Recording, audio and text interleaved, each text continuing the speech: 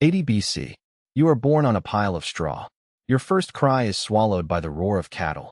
You are an Arvernian. Around you lies a world of endless forest and raw freedom. You don't know it yet, but your nation is doomed. A druid arrives. He gets a white rooster and reads the entrails. He predicts you will die with a sword in your hand. Excellent news. It means you won't die of diarrhea in old age. Your father won't even pick you up until you are old enough to hold a blade. Your toys are the skulls of your grandfather's enemies. You learn to slice off ears before you learn to speak. At 14, you become a man. They needle patterns into your skin with bronze points, rubbing soot and woad juice into the raw wounds. If you cry, you remain a child forever. Before battle, we paint ourselves with woad. It turns the skin blue, making us look like demons. Plus, woad disinfects wounds. Stylish and practical. Your hair is a weapon. We wash it in lime water until it stands stiff and white, like a frenzied brush. Around your neck is a torque, a golden ring. It is your passport and your bank account. The thicker the gold, the higher your status. If you fall, a Roman will loot it first. We wear trousers, brothers. The Romans laugh at us from beneath their skirts. But when winter comes and their balls jingle in the frost, we're the ones laughing. Wool, plaid, comfort. The spada, a long sword, a meter of iron. It has no point. We don't thrust. We hack from above like splitting logs. One blow shatters Roman shields and collarbones. The thurios, an oval shield of leather-bound oak with an iron boss at the center. Use that umbo to smash an enemy's teeth in while he's distracted by your blade. The carnix, the war trumpet. A long tube capped with a bronze boar's head. It sounds like a dragon giving birth. It makes the Romans wet themselves before the battle even begins. The ultimate trophy is the head. We believe the soul lives there. Take the head, take the strength. We pickle them in cedar oil and store them in chests. We still use chariots. We tear into their ranks, hurl javelins, then leap down to butcher the infantry. For the Romans, it's old school. For us, it's style. You eat like a beast, salted pork and gallons of barley beer. The beer is warm, thick, and full of debris. The Romans drink diluted wine, weaklings. The most reckless among us, the Giseti, go into battle naked, wearing nothing but a sword belt and a torque. It shows contempt for death. It also confuses the enemy. Where do you stab when it's all flesh? To buy victory from the gods, you must pay. The Druids build a wicker man. We stuff it with prisoners, goats, and criminals, then set it ablaze. The stench of burning meat pleases tyrannies. 58 BC. They arrive, the Romans. Small, swarthy, and identical. They build a camp every evening and dig trenches. Boring people. Why dig when you could be drinking? Their leader is Gaius Julius Caesar, a bald womanizer buried in debt. He didn't come for glory. He came to loot enough gold to pay off his creditors. We are his wallet. Before the fight, we don't march. We howl, hammering swords against shields and insulting their mothers. The goal is to make the Romans tremble. If they break and run, we slaughter them. We sing the Bardidus, a low hum that rises into a roar. You enter a battle trance. Your pupils dilate. You are no longer human. You are fury in trousers. The attack, we charge in a mob. No formation. The fastest man gets the glory. You fly forward, sword raised. The Romans stand like a wall. Boring statues. A whistle blows. A Roman pilum slams into your shield. It has a soft iron shank that bends under its own weight, making it impossible to pull out. Your shield now weighs a ton. Drop it. You are unprotected. Before you stands a red wall. Their shields are locked tight. You hack at them, but your blade just bounces off plywood and iron. This isn't a line of men, it's a tank. You swing for a blow and take a jab to the gut. The gladius, a short sword. They don't swing it, they thrust from behind. The shield, quick and dirty. 1, 2, and your guts are on the ground. You grow weary of swinging a meter of iron. You're gasping for air, but the Romans are rotating. The centurion's whistle blows, and the back row replaces the front. You are always facing a fresh enemy. It's unfair. Our hope is the cavalry. Gallic horsemen are the best in the world, rich men in chainmail. We hit the Roman flanks. Finally, the crunch of bone and victory. You survived. The Romans retreated. You find the corpse of a centurion. What a helmet. You saw off his head with a knife. It'll look perfect on your saddle. We capture the baggage train. Amphorae of wine. We don't know how to open them, so we just shatter the necks with our swords. We drink it pure and undiluted until we collapse. Caesar is a sorcerer. He needs to cross the Rhine to terrify the Germans, so he builds a massive timber bridge in just 10 days. We watch and we know. We're finished. You think you're safe 300 meters away? A click, and a giant bolt pierces your friend through the chest. Meet the Scorpion, the Roman ballista, the sniper rifle of antiquity. 52 BC. He appears. Vercingetorix, young, bitter, brilliant. He says, "Stop quarreling. We must become a single fist." He chops off the hands of those who refuse to fight. The chieftain's tactic is hunger. We burn our own villages. We burn our own grain so the Romans have nothing to scavenge. You torch your own home with your own hands, weeping as it burns. The people of Avaricum refused to burn their city. It was too beautiful. A mistake. Caesar took it anyway. The Romans slaughtered 40,000 people, women, children, the elderly. No survivors. Beauty saved no one. The Battle of Gergovia. We hold the heights. The Romans scramble up, gasping for breath. We pelt them with stones and laugh. Caesar retreated. We defeated a god. We are immortal. But why are they stronger? The Romans have mules, grain, and shovels.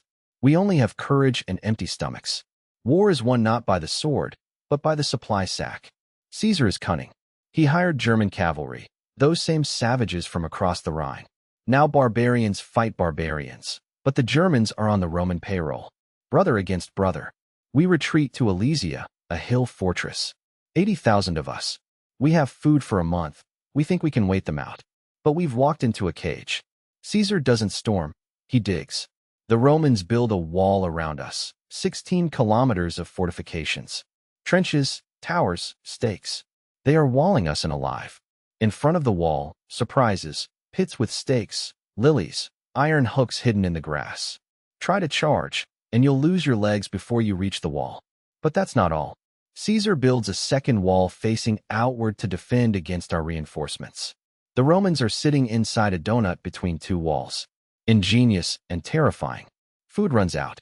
Vercingetorix makes the call to expel the useless mouths, the women, the children, the elderly. They are driven out toward the Roman lines.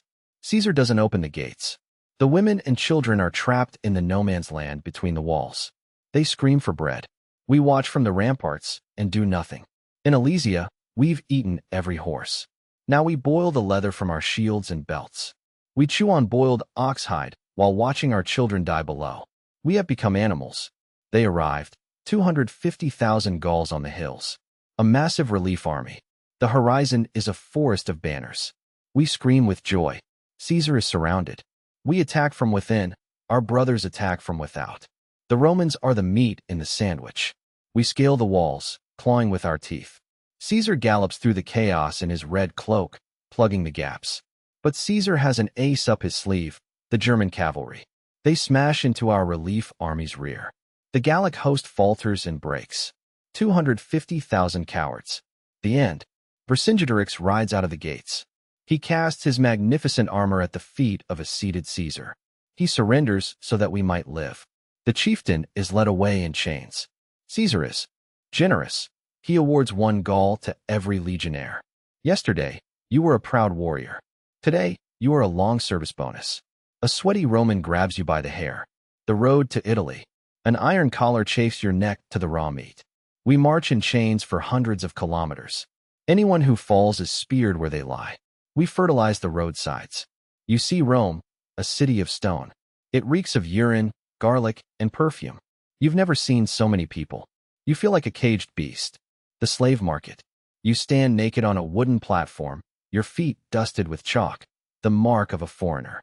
Fat fingers poke at your muscles. You are sold. The smell of scorched flesh follows. They brand your forehead or shoulder with FUG for fugitive, or your master's name. You are no longer an Arvernian. You are a speaking tool. A lanista buys you, the owner of a gladiatorial school. He saw the rage in your eyes.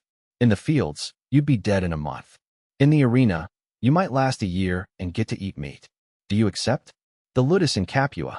A prison, but a golden one. Baths, massages, doctors. They prize you like a racehorse before the slaughter. You thought you'd be eating steaks? Huh. Gladiators are vegetarians, horderii, barley men. We eat bean mash and barley to pack on a layer of fat. That fat protects your vitals from shallow cuts. The sacramentum, a blood-chilling oath. I pledge to be burned, bound, beaten, and slain by the sword. You voluntarily surrender your right to live. You are the walking dead. They don't give you real steel yet. You train with a rudis, a wooden sword twice the weight of a real one. You swing it for 10 hours a day until your arms turn to wood. Your trainer is a doctor, an old gladiator. He's missing an eye, but he can strike you with his staff faster than you can blink. Shield higher, barbarian. Pain is the best teacher. They assign you to the Gallic class. What irony! The Romans want you to play a caricature of yourself. They give you your own native helmet and sword, but now you wield them like a clown for the crowd's amusement. The first fight, Pompeii. You stand in the dark tunnel, listening to the roar of the crowd. It's the sound of an ocean thirsting for blood. Your knees shake, not from fear, but anticipation. You step onto the sand. The sun is blinding. Thousands scream, kill. You lock eyes with your enemy. Arvernian, a man with a net and a trident, a tank's worst nightmare. A whistle. The heavy net flies. Lead weights lash against your helmet. You raise your shield, but the net snags your arm. You're caught. The fisherman hauls the line. You're the fish. You can't hide behind your shield. The trident's prongs bite into your unprotected leg. The pain is electric. The crowd explodes in delight. To them, your blood is just the sauce on their snack. You slash the net with a knife. Your turn. You tuck your head and charge like a bull. Your helmet limits your vision to the front. You don't see the stance. You only see the terror in the enemy's eyes. A shield smash to the face. The crunch of a nose. The Gallic goes down. You put your sword to his throat. He raises a finger, pleading for mercy. The arena falls silent. All eyes turn to the editor. The sponsor of the games looks to the crowd. They scream, Jugula! Cut him! The editor turns his thumb toward his throat. Police verso. Death. Forget they thumbs down. That's a Hollywood myth. You don't kill with anger. You do it professionally. You drive the blade through the collarbone, straight into the heart. The enemy doesn't scream. He accepts death with dignity. It's in the contract. A man in the mask of Charon, the demon of the underworld, runs out. He cracks the corpse's skull with a hammer to be sure. They hook the body by the leg and drag it through the gate of death like a sack of trash. You are handed a palm branch and a tray of coins. You are a hero. The crowd chants your name. Gaul. Gaul. Yesterday a slave, today a rock star. Adrenaline is a stronger drug than wine. After the fight, the matrons come, rich Roman women. They pay the Lannister a fortune to spend a night with the wild beast. You are their exotic toy. Your sweat is worth more than perfume. Servants scrape the mixture of oil, grit, and blood from your skin with a strigil. It's sold as face cream and an aphrodisiac. Disgusting? No. Business. Your face is painted on city walls. The Gaul, heartthrob of the girls.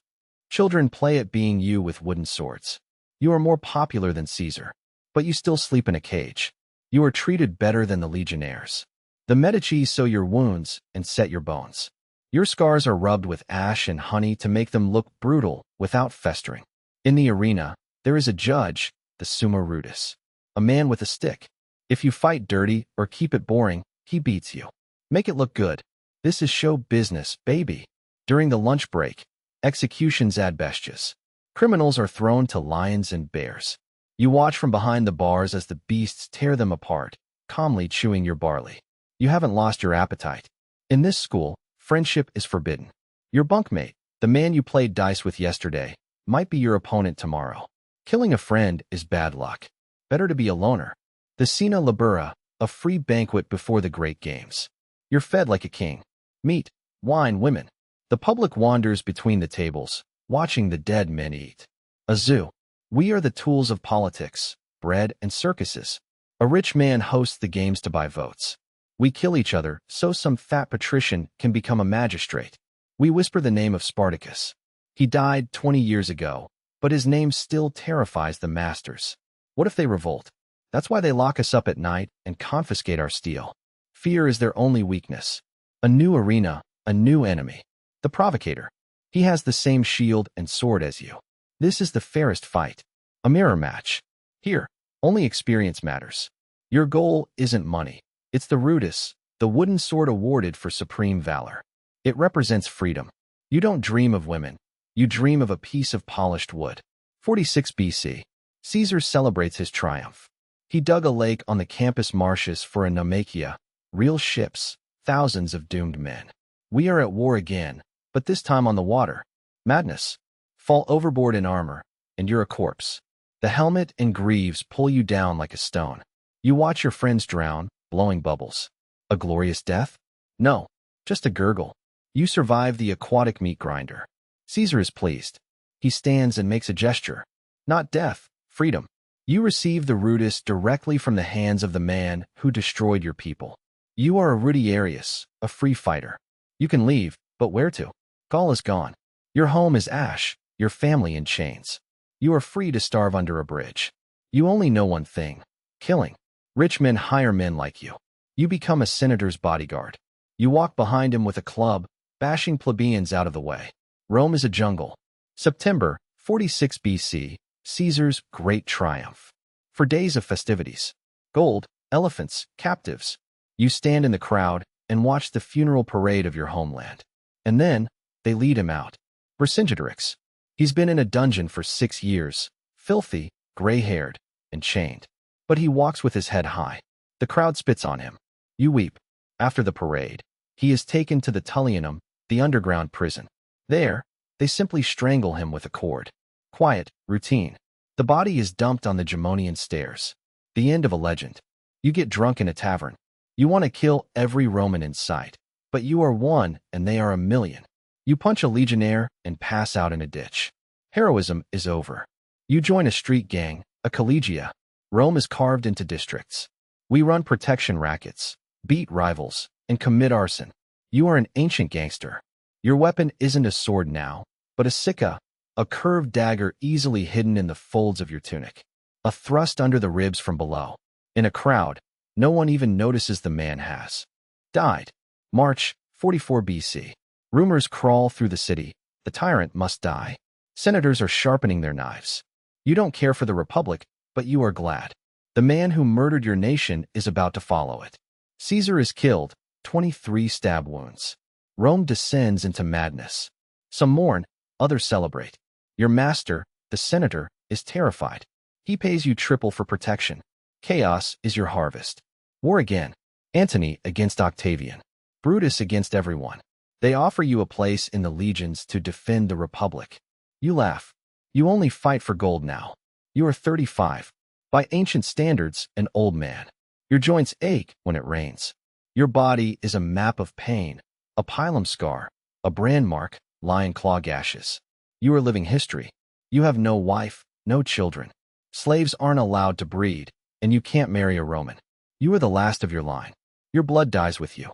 The only thing left of Gaul is a tiny bronze boar, an amulet you wear beneath your clothes. When no one is looking, you speak to it in a forgotten tongue. A new contract. Assassinate your master's rival. You have to infiltrate a villa at night.